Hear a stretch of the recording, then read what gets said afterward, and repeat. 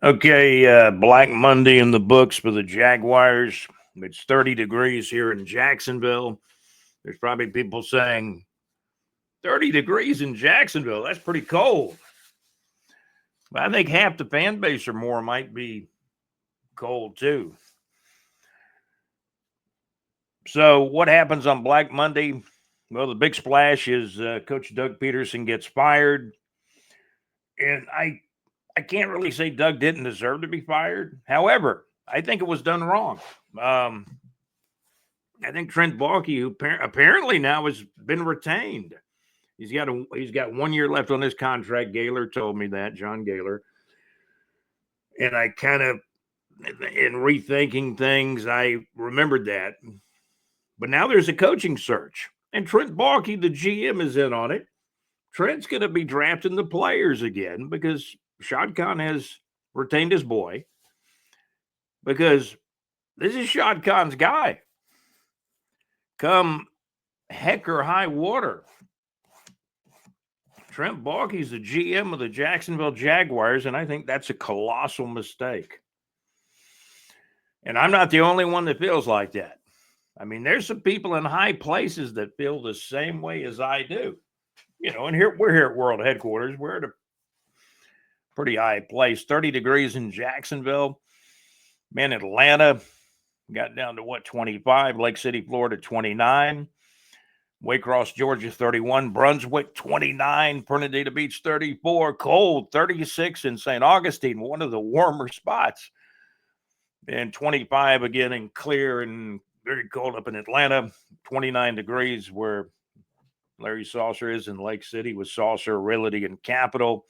For your real estate needs in North Florida, Saucer Realty and Capital. There's a link on our website at bigjreport.com. There was a football game. The season ended very badly. Close game, though. Jaguars made an art form out of losing and finished with a 4-13 record. Meanwhile, on Sunday Night Football, Minnesota blows out Detroit. What was the final score? 31-9. I had Detroit covering. I did. I did not have the best football pool, but I still went 9-7. And I believe in the football pool I'm in, I did win the overall, and I won the pool twice in 2024, and I believe I've won the overall as well, is what I was told yesterday. So there's going to be a coaching search. The fans, John Gaylor told me that the fans, some of the fans were enraged over this Trent Baalke not being fired. Again, I've told you on this podcast time and time again that I thought the money, the best way to invest the money is go get a successful current NFL GM, a top 5 to top 15 GM, and Shad Khan's not doing it.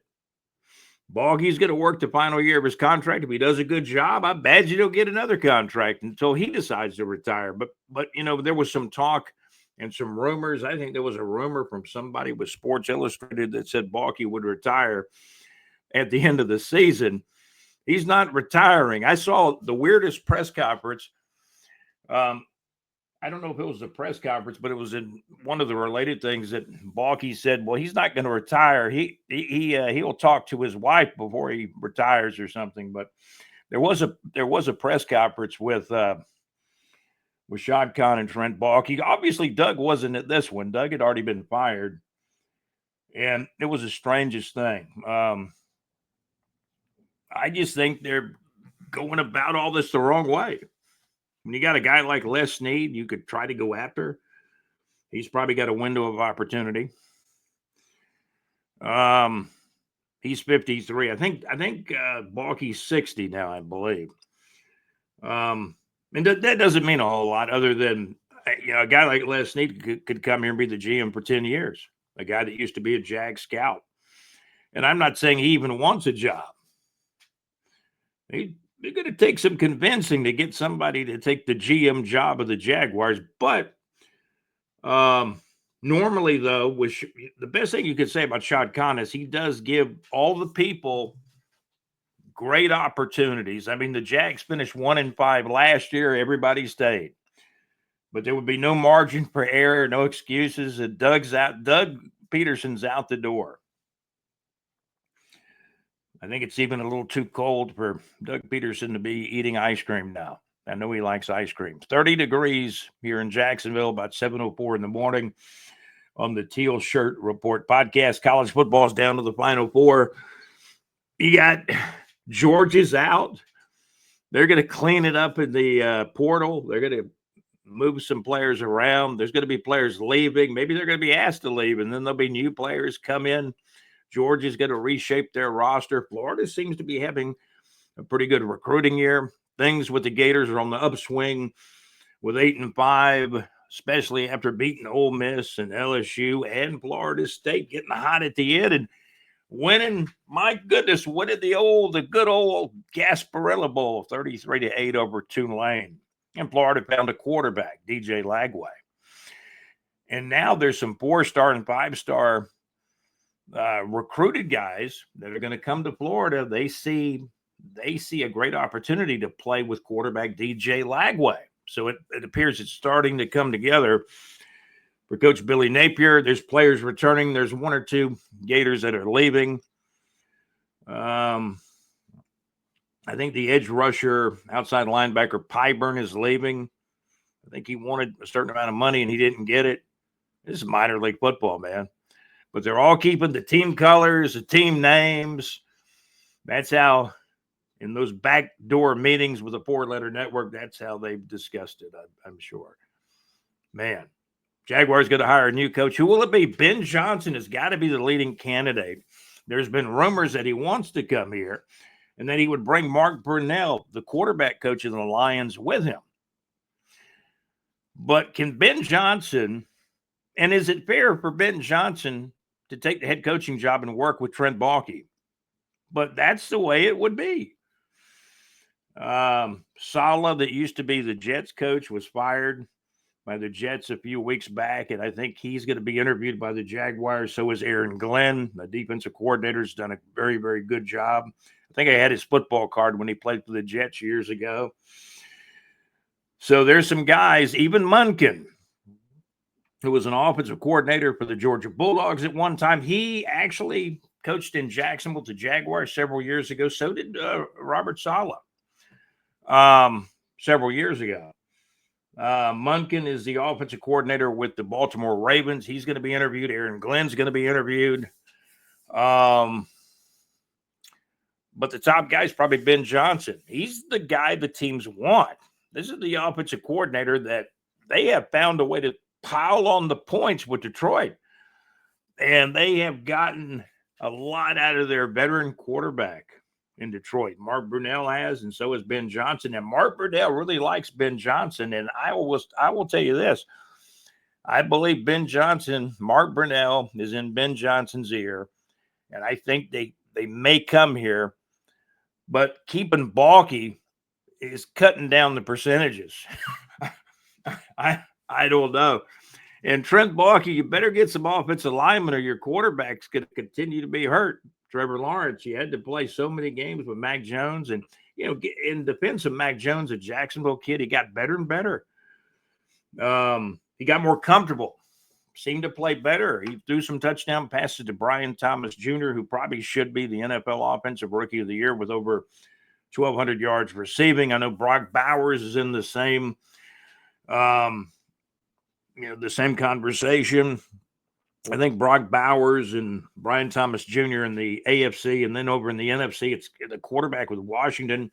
The rookie quarterback, Jaden Daniels, has had a phenomenal year. But all this junk about Baalke being retained, they're going to finish out his contract. Shad Khan pinching those Benjamins. He's not going to get the Brinks truck out and go get a real GM. A real GM. You take a look on defense, the first-round draft picks, you're not getting all the time consistent play out of them. You're not.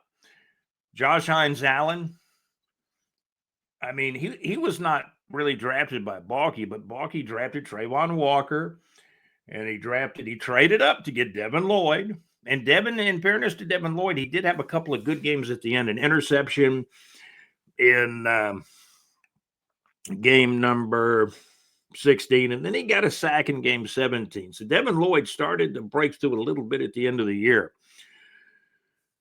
But Trayvon Walker, man, he was getting blocked a lot. But Gaylor and I disagree a lot. John Gaylor, our contributor correspondent. Oh, he's getting chipped. He's getting double teamed. Well, there was somebody else that told me that besides Gaylor. So, I mean, I've isolated and watched Trayvon Walker. Good, nice player. I think he hit 10. Did he hit 10.5 sacks, double-digit sacks? We'll have to pull the stats out sooner or later. Josh Allen had stats, and these guys sometimes pad their stats in certain games, but the Jaguars had an awful season, 4-13. I mean, I'd rather have a guy closer to Lawrence Taylor than what Trayvon Walker really is, probably a second or third round talent. Good, nice player.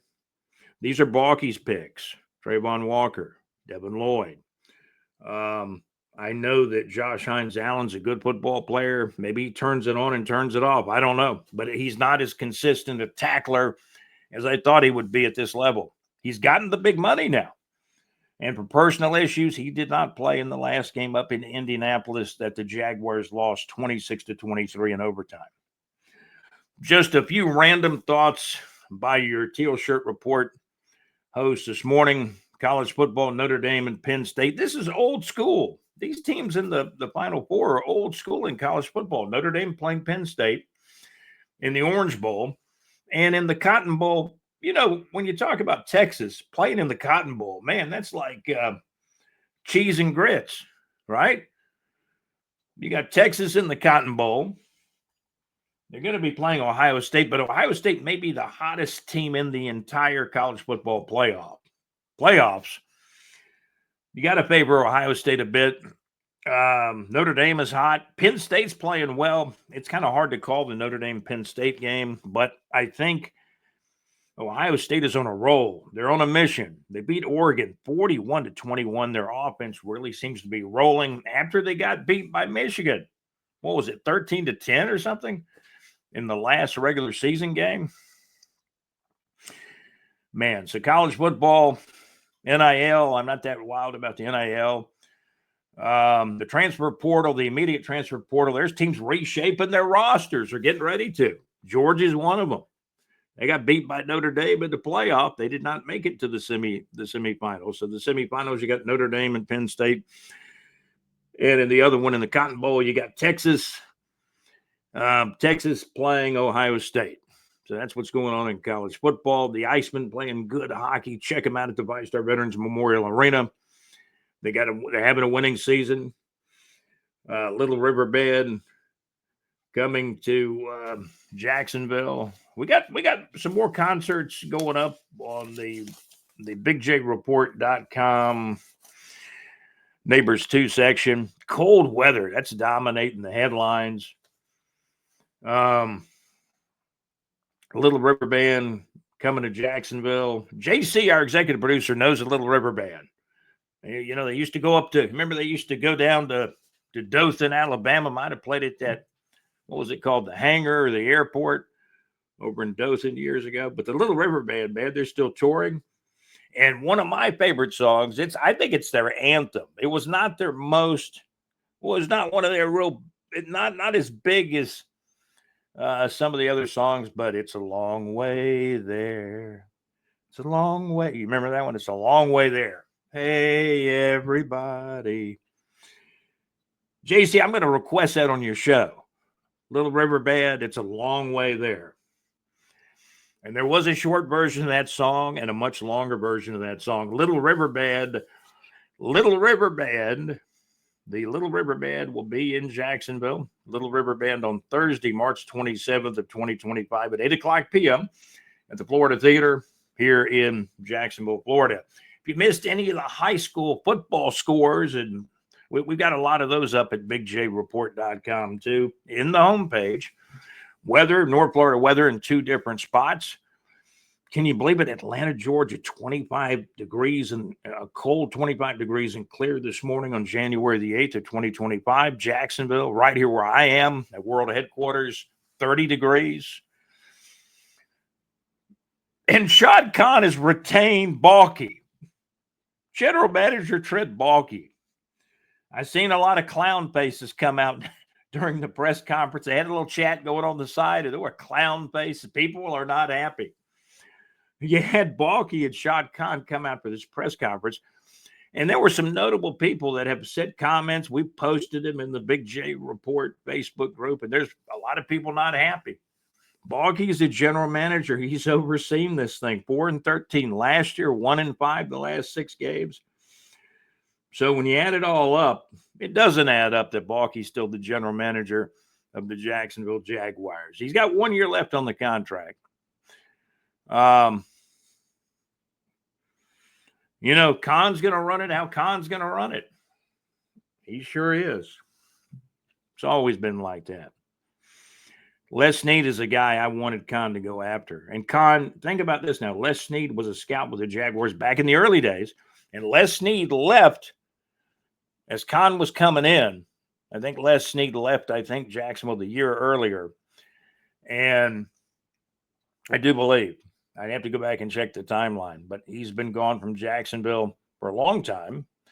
He eventually became the Rams GM, and he's been there a long time, but still a young man at 53.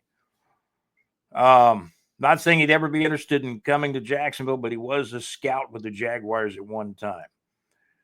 I think the general manager of the Jacksonville Jaguars is where the team needs to be fixed to begin with. And then the new GM could have said, hey, okay, Doug, we're going to bring a new guy in here. We're going to have to let you go. That's how it should have gone down. However, Khan retains Baalke, and Baalke and Khan do a press conference that was really kind of backwards in some respects, and a lot of people thought it was weird. So go to YouTube, check out the Baalke and Khan press conference. I probably should run excerpts here on our show. But take it from me, it was very uncomfortable. Khan was praising Doug in some areas, but at the same time, they're firing him, right?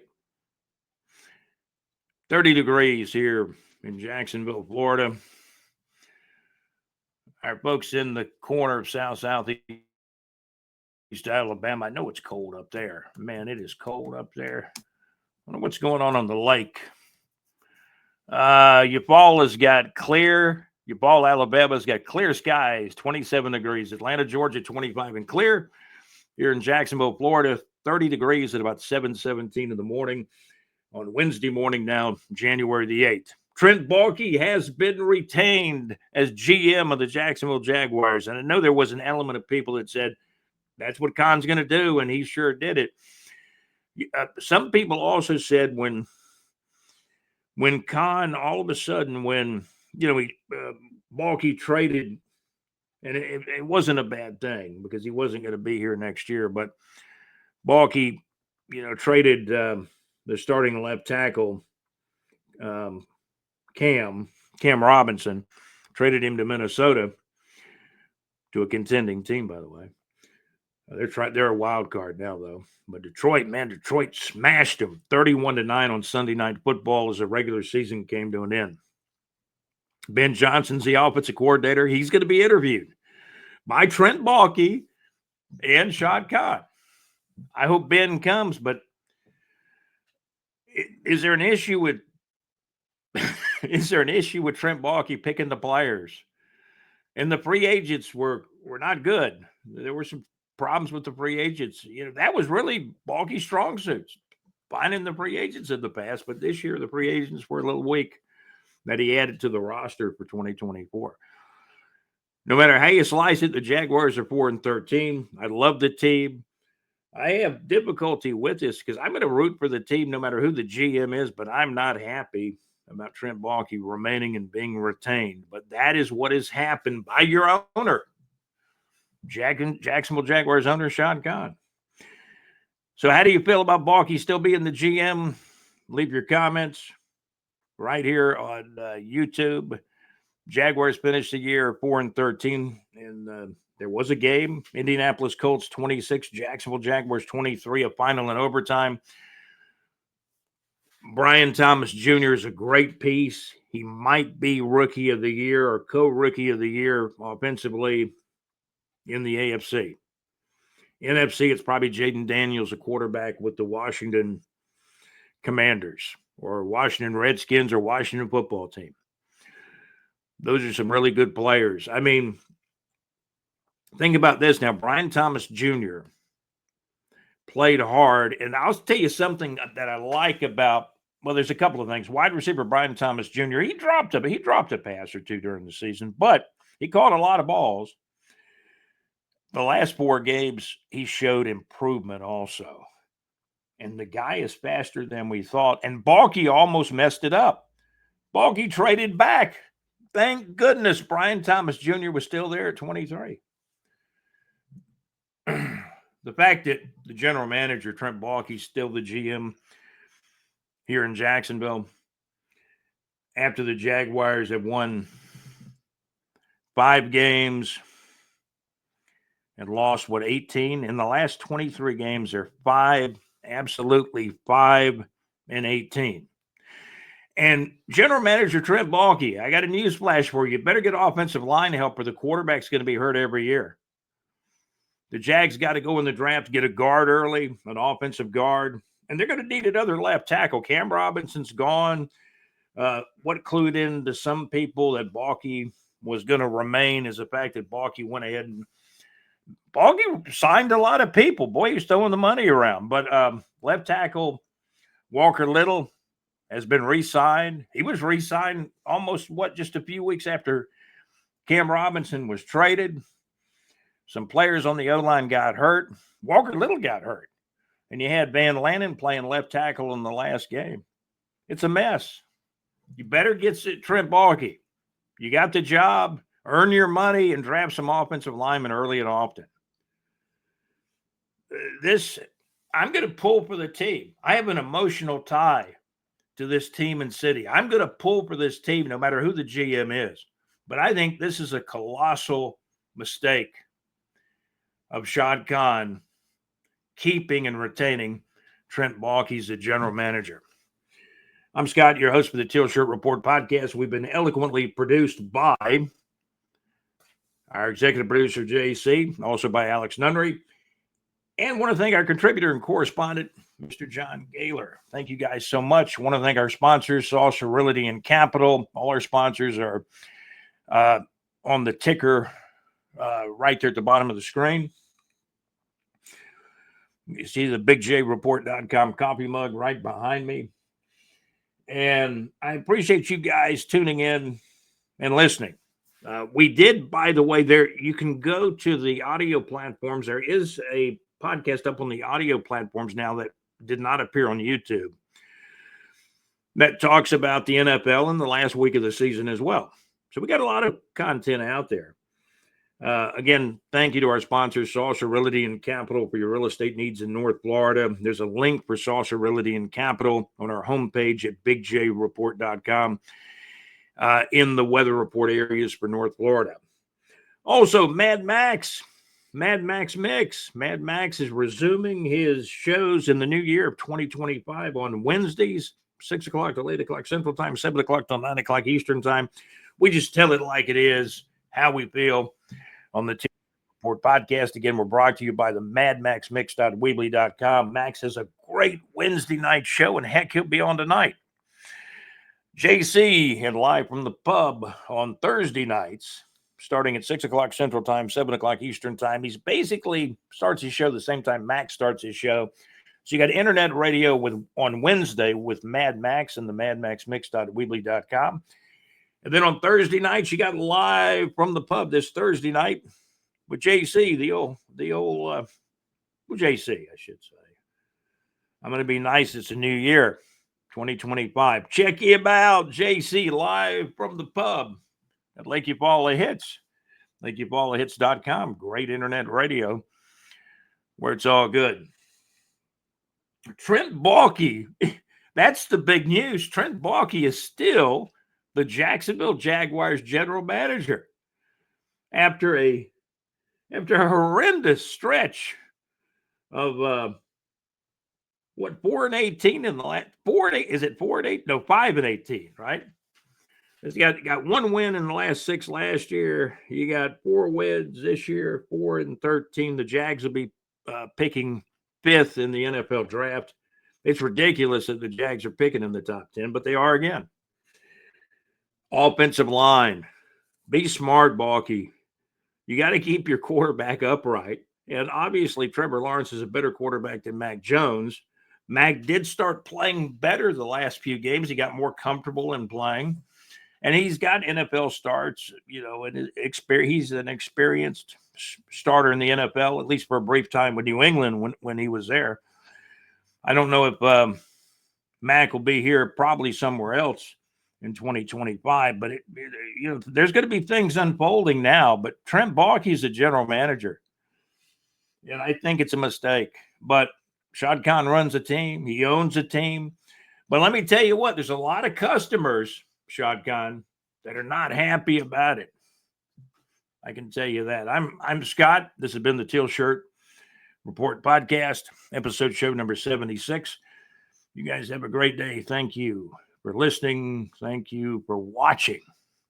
And we'll have more soon. More content coming soon. This has been the Teal Shirt Report podcast, episode show number 76. Thank you guys for watching. Thank you for listening.